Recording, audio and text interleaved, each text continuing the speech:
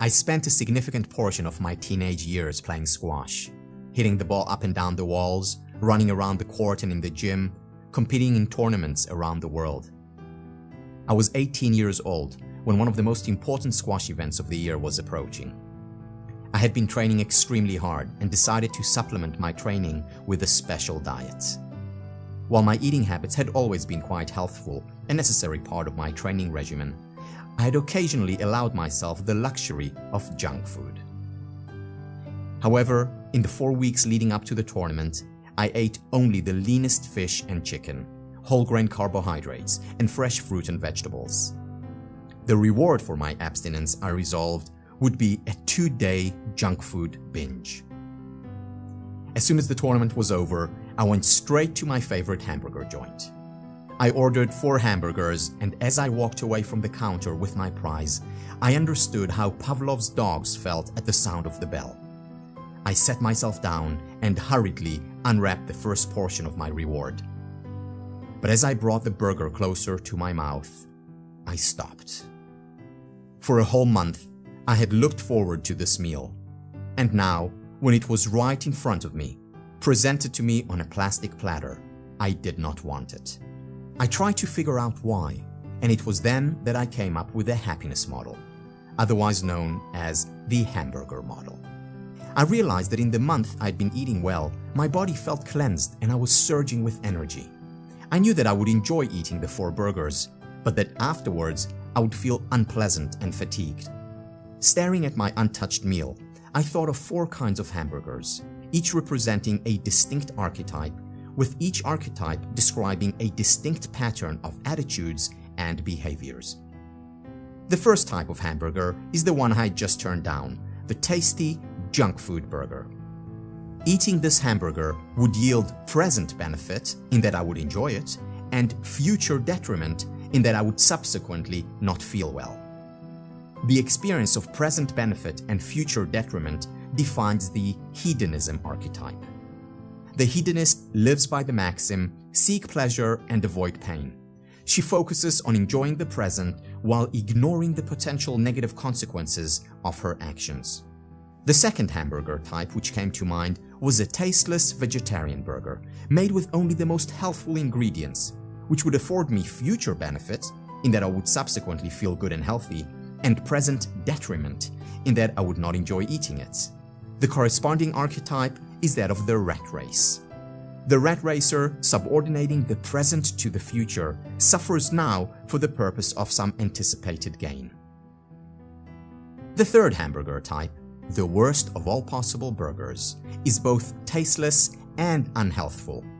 Eating it, I would experience present detriment in that it tastes bad, and suffer future detriment in that it is unhealthful. The parallel to this burger is the nihilism archetype. This archetype describes the person who has lost his lust for life. He neither enjoys the moment, nor does he have a sense of future purpose. The 3 archetypes that I came up with did not exhaust all possibilities. There was one more to consider. What about a hamburger that would be as tasty as the one I had turned down and as healthy as the vegetarian burger?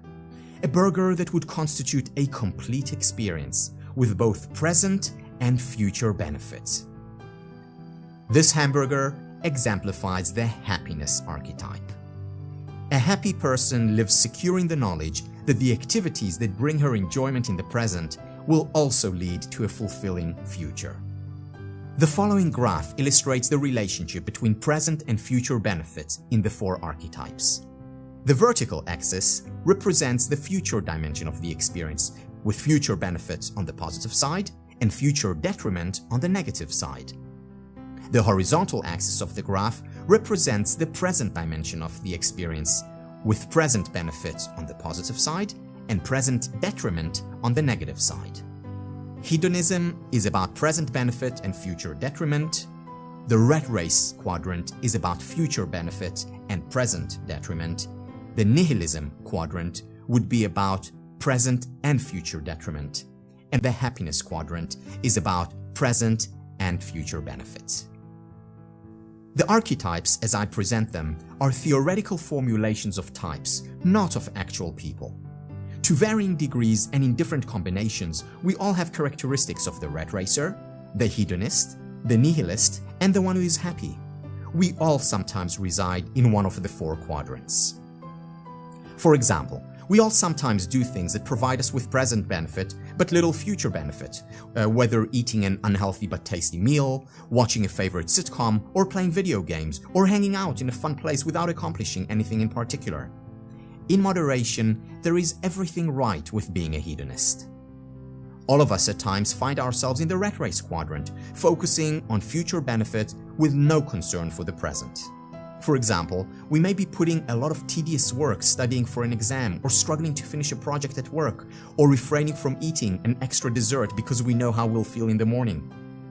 Once again, it's inevitable that the right thing to do at times is to sacrifice our present experience for an important future outcome.